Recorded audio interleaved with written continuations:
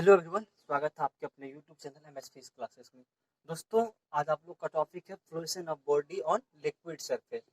तो दोस्तों, कल मैं आप लोग का क्लास नहीं ले पाया था, उसके लिए सॉरी। तबीयत खराब हो गई, थोड़ी फीवर आ गई थी। ठीक है, तो कोई नहीं, सब कुछ ठीक हो गया। ठीक है, तो आप लोग का आज सब कुछ इम्प्रूव हो गया है। ठीक है, आज आप लोग का सब कुछ इम्प्रूव हो गया है।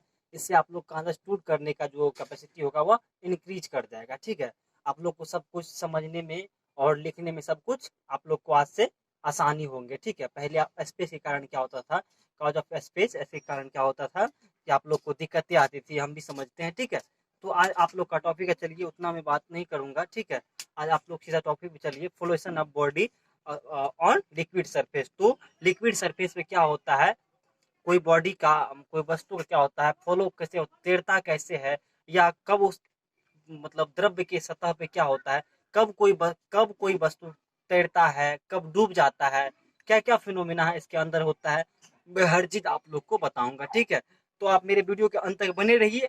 और अभी तक मेरे नए व्यूअर हो तो आप प्लीज मेरे चैनल को सब्सक्राइब कर लीजिए और बेल आइकन को दबा के ऑल नोटिफिकेशन को प्रेस कर लीजिए। इससे ये होगा कि मेरा ऑल नोटिफिकेशन, ऑल अपडेट पहले सबसे पहले आप तक पहुंचेगा। ठीक है, तो चलिए आज आप लोग का टॉपिक है fluorescence of body on liquid surface, द्रव्य के सतह पर वस्तु का तैरना। ठीक है दोस्तों, द्रव्य के सतह पे जो लिक्विड के सरफेस पे जो कोई वस्तु का तैरना या डूबना होता है, वो मेन रूप से डिपेंड करता है, वो मेन रूप से डिपेंड करता है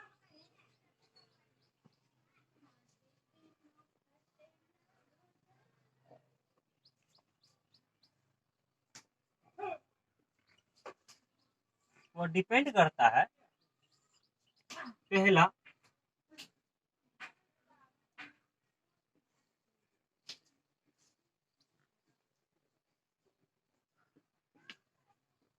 वेट ऑफ ऑब्जेक्ट पे, दूसरा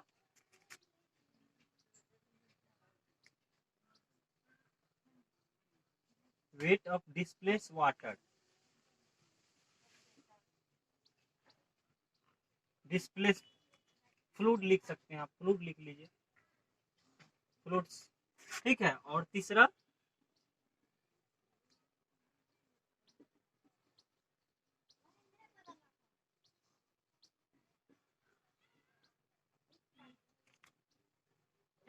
and density of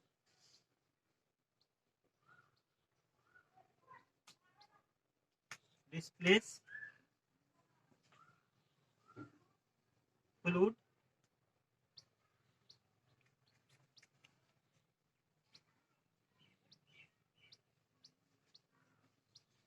throw object. ठीक है, तो वो मेन रूप से डिपेंड कर, दोस्तों इतना चीज पे वो डिपेंड करता है। ठीक है, वो मेन रूप से क्या करता है, तीन चीज पे डिपेंड करता है। क्या? Weight of object, wait of displace fluid, displace water. ठीक है, तो वस्तु की, यदि कोई वस्तु को हम क्या करते, द्रव में फेंकते हैं, तो वह डूबेगा कि तैरेगा, वह निर्धारित करता है इस वस्तु के भार, इस वस्तु के द्वारा जो पानी में फेंकते हैं उसके, इस वस्तु के द्वारा विस्थापित द्रव का जो भार होता है उस पर डिपेंड करता है, और इस वस्तु का जो घनत्व होता है और इस वस्तु के द्वारा विस्थापित द्रव्य का जो घनत्व होता है, इन सारे बात पे डिपेंड करता है वस्तु का तैरना या डूबना। इन सारे बात पे डिपेंड करता है वस्तु का तैरना या डूबना। दोस्तों, मैं आप लोग को एक रिलेशन लिखता हूं, आप लोग देखे होंगे कि आप लोग को मैंने प्रीवियस वीडियो में पढ़ाया था कि आर्किमिडीज प्रिंसिपल के अनुसार कि वस्तु के द्वारा जो आभासी वस्तु में, जो किसी पानी में वस्तु को अंशतः पूर्ण रूप से डुबाने पे क्या होता है, कोई बॉडी में यदि किसी वस्तु में क्या होता है, एक आभासी कमी होता है, और उस आभासी कमी किसके बराबर होता है, उस वस्तु के द्वारा विस्थापित द्रव्य के भार के बराबर होता है। तो दोस्तों, आप लोग को मैंने ये बताया था कि आभासी कमी किसके बराबर होता है, आभासी कमी बराबर क्या होता है,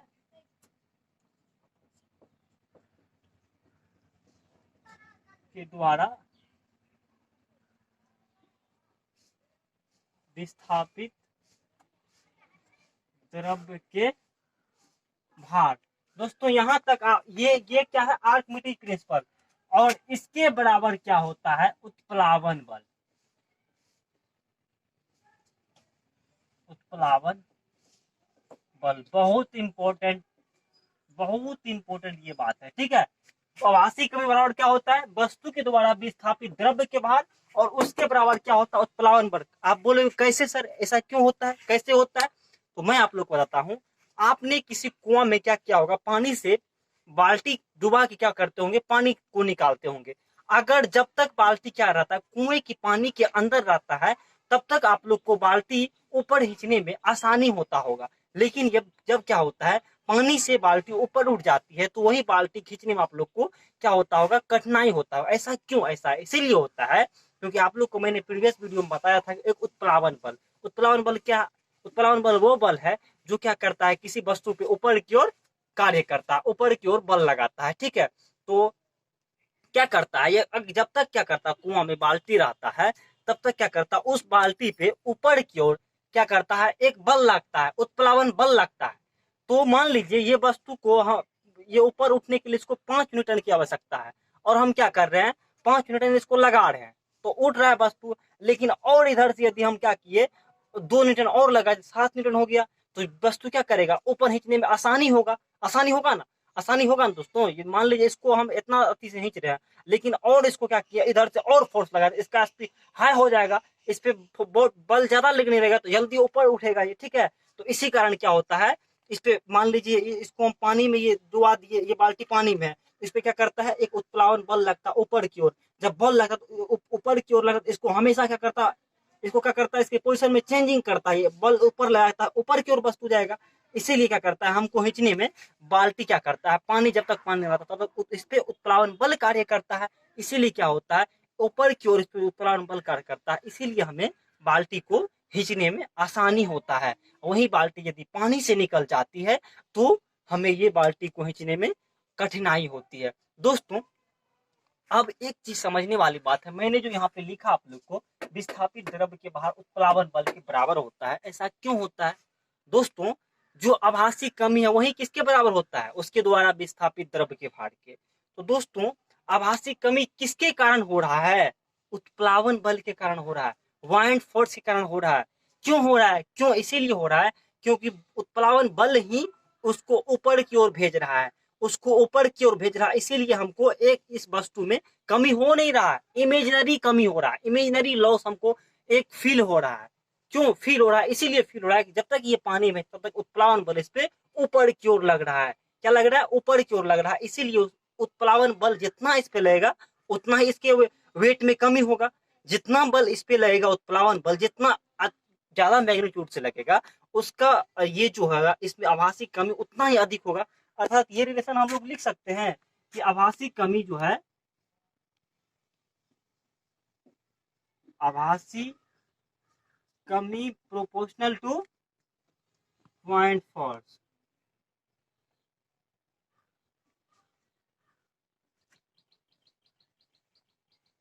अर्थात जितना पॉइंट फोर्स बढ़ेगा, उतना आभासी कमी उसका क्या होगा, बढ़ेगा। जितना पॉइंट फोर्स बढ़ेगा, ये बहुत इंपॉर्टेंट टर्म है दोस्तों। इससे आप लोग को आईटी जेई में बहुत ज्यादा न्यूमेरिकल आते हैं, ठीक है। आईटी जेई में बहुत ज्यादा न्यूमेरिकल आते हैं। ये आभासी कमी किसके बराबर हो, आभासी कमी प्रोपोर्शनल टू किसके, बॉइंट फोर्स। अर्थात बॉइंट फोर्स बढ़ेगा तो आभासी कमी बढ़ेगा।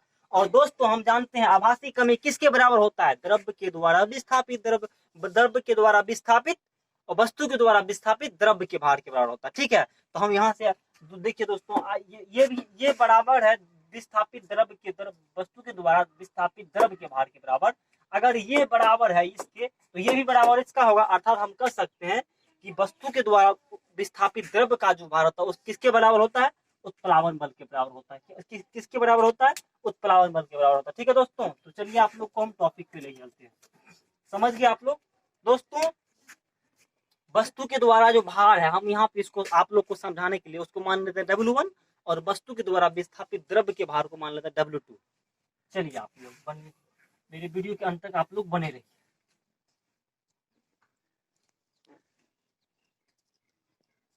लेट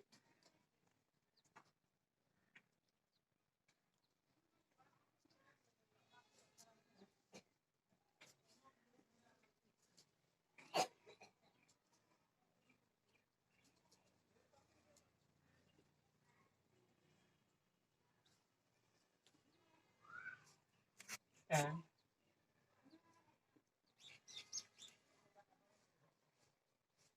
वेट ऑफ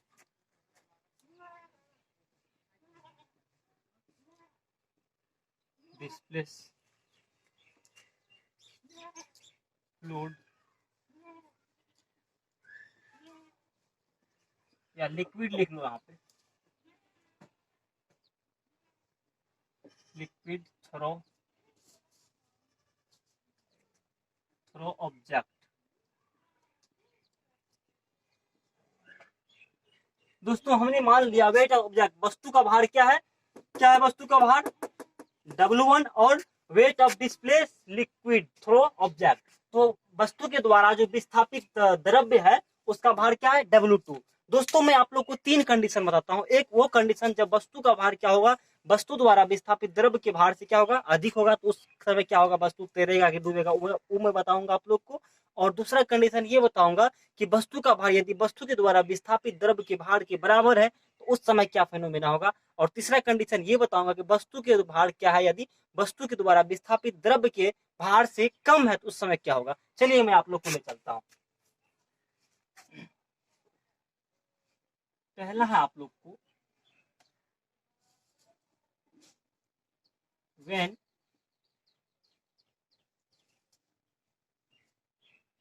W1 क्या है ग्रेटर देन W2, जब क्या होगा W1 क्या होगा बड़ा होगा W2 से, जब क्या होगा W1 क्या होगा बड़ा होगा W2 से, जब W1 क्या होगा बड़ा होगा W2 से। तो W1 क्या दोस्तों वस्तु का भार और W2 क्या है वस्तु के द्वारा विस्थापित द्रव्य का भार। तो इस समय में क्या होगा दोस्तों, तो यहाँ से नेट बल क्या होगा, नेट बल क्या होगा, देखिए दोस्तों नेट W नेट क्या होगा, यहाँ से W नेट क्या होगा W1 माइनस W2, अर्थात ये क्या है W1 वस्तु का भार है, वस्तु का भार क्या है, और वस्तु का भार क्या होगा दोस्तों फोर्स ऑफ ग्रेविटी।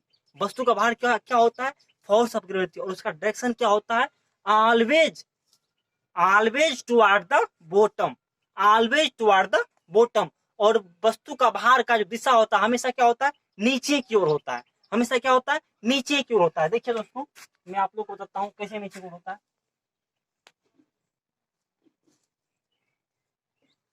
ये वस्तु हो गया ये पानी में है तो हमेशा इस पे क्या लगेगा ऊपर की ओर उत्प्लावन बल लगेगा, उत्प्लावन बल। और वस्तु का भार जो है फोर्स ऑफ ग्रेविटी हमेशा क्या लगता है नीचे की ओर लगता है, फोर्स ऑफ ग्रेविटी क्या लगता है फोर्स ऑफ ग्रेविटी हमेशा क्या लगता है नीचे की ओर लगता है। और फोर्स ऑफ ग्रेविटी को क्या कहते हैं, फोर्स ऑफ ग्रेविटी किसको कहते हैं, जिस फोर्स से क्या करता है पृथ्वी अपने किसी केंद्र की ओर भार किसको कहते हैं वेट किसको कहते हैं, जिस फोर्स से क्या करता है पृथ्वी क्या करता है अपने केंद्र की ओर किसी वस्तु को खींचता है, वही उसे क्या कहते हैं उसे क्या कहते हैं हम भार कहते हैं, तो वेट कहते हैं। तो वस्तु का भार क्या हो जाएगा फोर्स ऑफ ग्रेविटी, अर्थात उसका डायरेक्शन किधर होगा नीचे की ओर, और उत्प्लावन बल की डायरेक्शन ऊपर की ओर। तो हम यहाँ पे क्या कंडीशन है वस्तु का भार क्या है, वस्तु का भार क्या है आज, वस्तु का भार क्या है आज बड़ा है वस्तु के द्वारा विस्थापित भार, विस्थापित द्रव्य के भार से, अर्थात विस्थापित वस्तु के द्वारा विस्थापित द्रव्य का भार किसके बराबर होता है उत्प्लावन बल के बराबर होता है। तो उत्प्लावन बल आज क्या है कम है और बस फोर्स ऑफ ग्रेविटी क्या ज्यादा लग रहा है।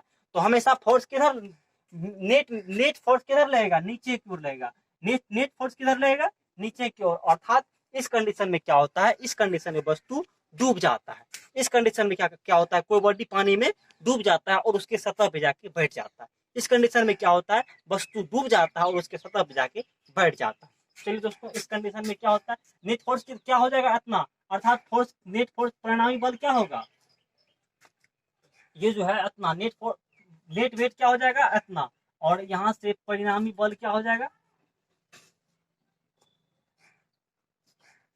परिणामी बल क्या होगा नीचे की ओर,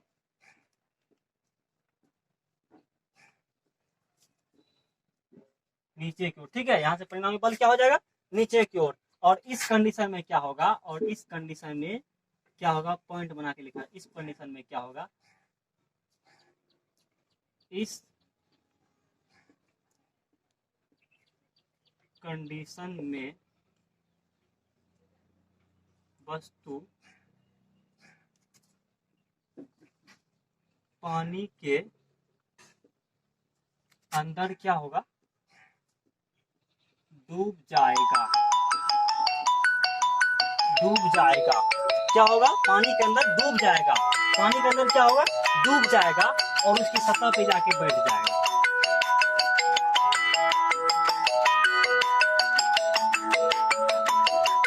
और उसके सतह पर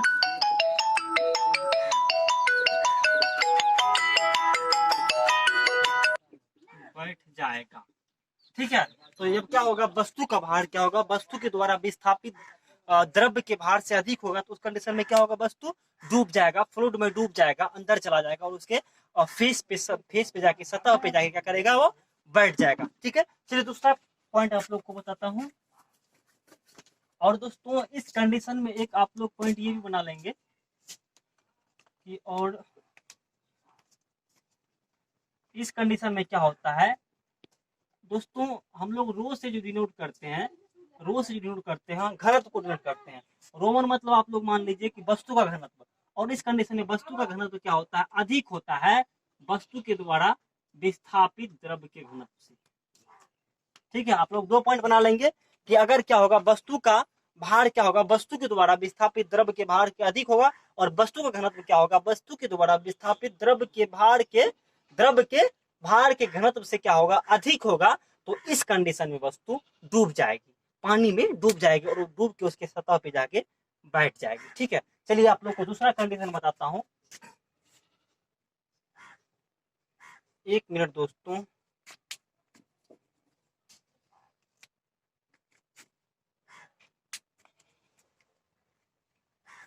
एक मिनट,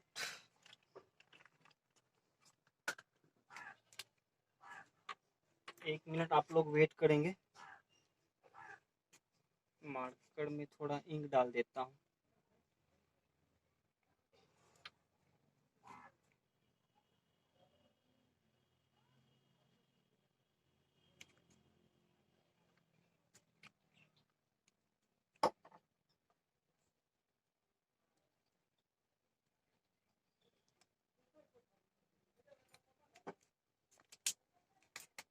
ठीक है, तो इस कंडीशन में क्या होगा, अब आप लोग को दूसरा कंडीशन बताता हूं कि जब वस्तु का भार क्या होगा, वस्तु के द्वारा विस्थापित द्रव्य के भार के बराबर होगा, तो उस समय में क्या होगा, क्या फेनोमेना होगा। चलिए, अगर क्या है, हम लोग दूसरा पॉइंट जानते हैं, अगर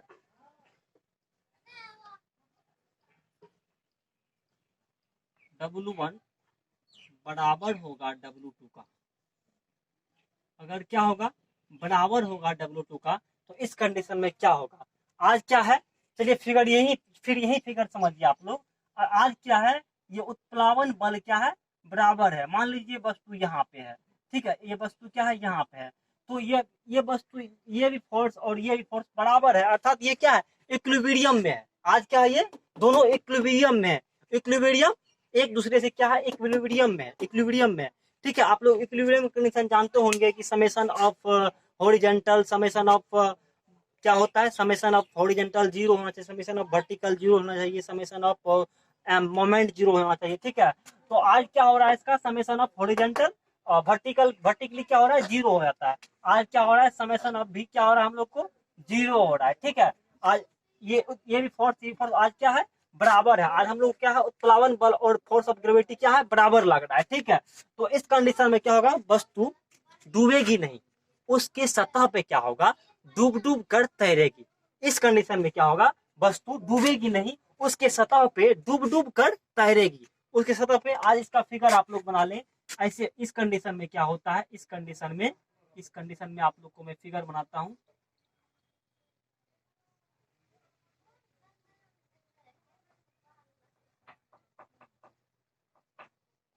यहां तक पानी भरा हुआ है इसमें, तो इस कंडीशन में क्या करेगा, वस्तु डूब डूब कर तैरेगा ऐसे। तो इस कंडीशन में क्या करेगा, आप लोग कंडीशन लिखना चाहेंगे अपने से आप लोग बना लेंगे। तो इस कंडीशन में क्या होगा, वस्तु जब क्या होगा, W1 बराबर होगा W2 का, तो इस कंडीशन में होगा, वस्तु क्या करेगा, वस्तु डूब डूब कर डूब क्या करेगा, द्रव सतह पे तैरेगा।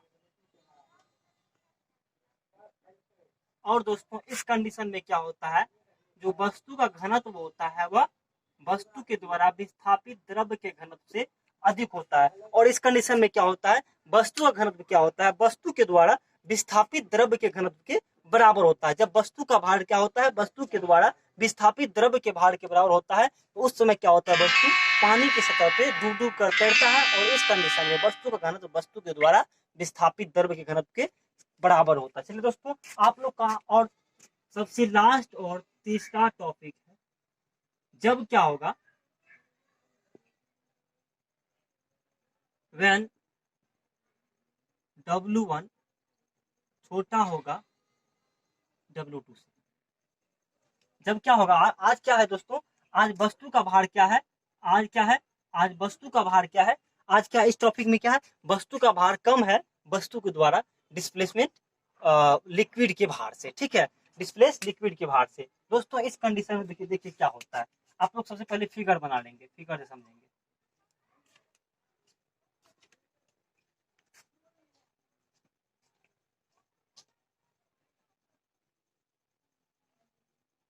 यहाँ तक क्या है, एच हाइट तक मान लीजिए पानी है। आज क्या है, हमको एच हाइट तक इसमें पानी है। ठीक है, और ये इसका बेस हो गया। दोस्तों आज क्या है, हमको ये वस्तु है, मान लीजिए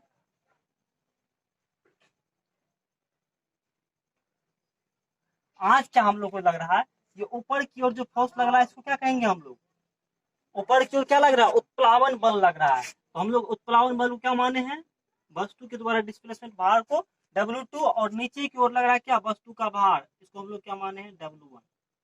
ठीक है, हम लोग को आज क्या कंडीशन है कि हम लोग का ये है कि आज क्या है, W1 छोटा है किससे, W2 से। दोस्तों W1 छोटा है W2 से, W1 छोटा है W2 से। W2 इसका मतलब क्या है, W2 ज्यादा है और W1 कम है। तो फोर्स जो परिणामी फोर्स जो लगेगा किधर लगेगा, ऊपर की ओर लगेगा। परिणामी फोर्स किधर लगेगा, ऊपर की ओर लगेगा। क्यों, क्योंकि ये फोर्स कम है, ये फोर्स 2 न्यूटन का है और ये फोर्स 5 न्यूटन का है। तो ये मान लीजिए कि ये पार्टिकल है और ये हाथ, ये जो मेरा हाथ है, ये 3 न्यूटन का फोर्स लगा रहा है नीचे की ओर, और ये मेरा हाथ क्या कर रहा है, 5 न्यूटन का फोर्स लगा रहा है ऊपर की ओर। तो ये वस्तु किधर जाएगा, ऊपर की ओर जाएगा ना, क्योंकि ये फोर्स ज्यादा है। इसी तरह ये फोर्स कम है और ये फोर्स ज्यादा है। तो इस कंडीशन में दोस्तों क्या होता है, इस कंडीशन में क्या होता है, वस्तु जो है द्रव की सतह पर आंशिक रूप से तैरता है। इस कंडीशन में क्या होता है, इस कंडीशन में वस्तु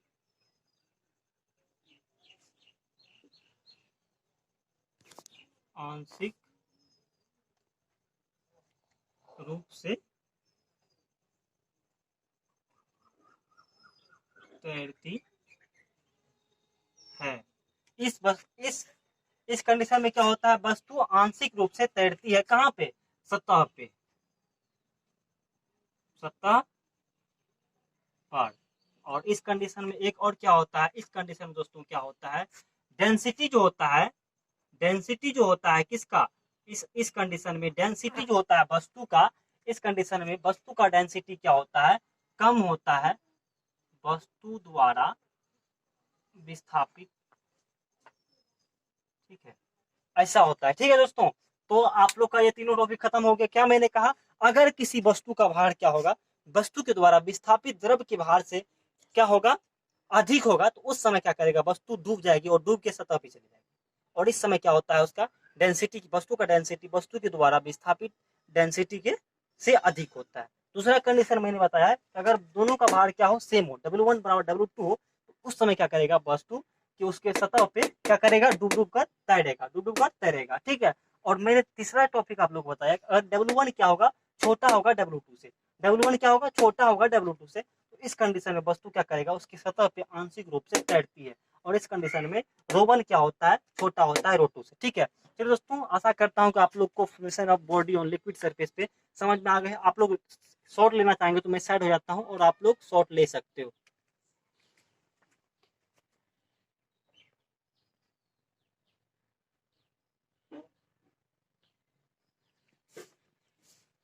ठीक है दोस्तों, तो अगला आप लोग का टॉपिक है आज, इधर मिटाता हूँ, उधर आप लोग लिख लीजिए।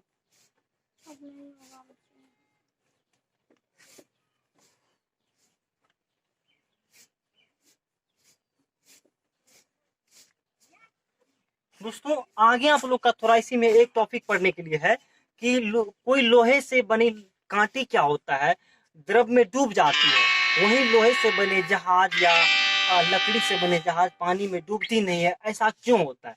दोस्तों आपने क्या किया होगा, कोई एक रिवर है मान लीजिए, या कोई कुआं है, आपने क्या किया इसमें, आपने क्या किया इसमें, कोई लोहे से बनी कांटी को फेंके होंगे, तो एक कांटी क्या करता है, डूब के इसके सतह पे आ जाता है, डूब क्या करता है, इसके सतह पे आ जाता है। लेकिन आप इसी में क्या करते हो, यदि जहाज को, लोहे से बने जहाज या लकड़ी से बने जहाज को क्या करते हो, उसे फॉलो कराते हो, ये नहीं डूबता। ऐसा क्यों होता है, ऐसा इसीलिए होता है दोस्तों कि ये कांटी को जो हम फेंकते हैं, ये मान लीजिए कांटी है, ठीक है, लोहे से बने कांटी है, ये कांटी को जो फेंकते हैं ये इसीलिए डूब जाता है क्योंकि कांटी का भार को हम W1 मान लेते हैं, और कांटी के द्वारा विस्थापित द्रव के भार को हम इसी तरह मान लेते हैं W2। कांटी का भार क्या होता है, अधिक होता है कांटी के द्वारा विस्थापित द्रव के भार से, ठीक है, इसीलिए डूब जाता है। पहला पोजीशन, पहला पॉइंट होता है, इसमें फॉलो करता है पहला पॉइंट, ठीक है, इसीलिए क्या करता है, डूब जाता है। और दोस्तों लोहे का घनत्व क्या होता है, अधिक होता है पानी के घनत्व से। लोहे का घनत्व क्या होता है, अधिक होता है पानी के घनत्व से। तो बोलेंगे सर कि लोहे से बने हुए जहाज क्यों नहीं डूबती है। दोस्तों ये ठीक है कि लोहे का घनत्व क्या होता है, अधिक होता है पानी के घनत्व से, लेकिन जहाज क्या करता है, आप लोग देखेंगे जहाज का, सॉरी, नौ का शेप क्या होता है, ऐसे रहता है, ये नुकीली भाग बनाया हो रहता है। नुकीली भाग क्या कर दोस्तों, पानी को बहुत ज्यादा डिस्प्लेस करता है, विस्थापित करता है, पानी को बहुत ज्यादा विस्थापित करता है। लेकिन ये छोटा सा कांटी क्या करता है, पानी को ज्यादा विस्थापित नहीं कर पाता है, पानी को ज्यादा विस्थापित नहीं कर पाता है। इसीलिए यहाँ पे क्या होता है, पानी के द्वारा जो वस्तु, ये कांटी के द्वारा जो विस्थापित द्रव का भार होता है वो बहुत कम होता है, और इसका भार जो इसके भार से, इसके द्वारा जो विस्थापित पानी का भार होता है, द्रव का भार होता है, वो कम होता है। इसीलिए क्या करता है, पानी में कांटी डूब जाता है, और नाव यही लकड़ी से या लोहे से बना नाव नहीं डूबता है। इसका कारण यही है कि नाव क्या करता है, अपने भार से ज्यादा पानी को विस्थापित कर लेता है, अपने जितना इसका पर्सनल भार है उससे ज्यादा क्या करता है, पानी को विस्थापित कर देता है। ये जो इसका नुकीली भाग रहता है बना, ये नुकीली है बना हुआ, ये जो इसका भाग नुकीली बना, इसीलिए क्या करता है, इसका भाग नुकीली जो बना देता है, ये पानी को ज्यादा विस्थापित करता है। और इस कंडीशन में क्या होता है कि अपना इसका भार जो होता है वो कम रहता है, और अपने इसके द्वारा जो विस्थापित पानी का भार होता है वो ज्यादा हो जाता है। इसीलिए क्या करता है, कोई लकड़ी या लोहे से बना जहाज पानी में नहीं डूबता है। अर्थात ये कंडीशन, जहाज वाला कंडीशन तीसरा कंडीशन पे अप्लाई हो जाता है। ठीक है, ठीक है दोस्तों। और ये इसमें क्या होता है, कांटी वाला में इसका भार क्या होता है, ज्यादा होता है इसके द्वारा विस्थापित ये द्रव के भार से। लेकिन जहाज का क्या करता है, भाग नुकीली बनाया जाता है ताकि पानी को ज्यादा विस्थापित कर सके। ठीक है दोस्तों, आशा करता हूँ कि flotation of body on liquid surface पे कैसे तैरता है ये सब आप लोग को अच्छी तरीका से समझ में आ गए होंगे। ठीक है, तो दोस्तों अभी तक आप मेरे नए व्यूअर हो तो प्लीज मेरे चैनल को सब्सक्राइब कर ले और बेल आइकन को दबा के ऑल नोटिफिकेशन को प्रेस कर ले। ठीक है, इससे ये हुआ दोस्तों कि मेरा ऑल नोटिफिकेशन, ऑल अपडेट सबसे पहले आप तक पहुंचेगा और नोटिफिकेशन मिलता रहेगा। ठीक है दोस्तों, तो चलिए कल मैं आप लोग को इसी टॉपिक, अच्छे टॉपिक के साथ लाऊंगा। तब तक मैं आप लोगों से पढ़िए, अच्छे से पढ़िए। मेरा थोड़ा तबीयत खराब रहती है उधर, इसीलिए आप लोगों को कल मैं क्लास नहीं लिया था, और गर्मी भी काफ़ी है। ठीक है, फिर भी मैं सोचा कि कल भी आप लोगों को क्लास नहीं लिया था, आज क्लास ले लेता हूँ। ठीक है, तो thank you, best of luck.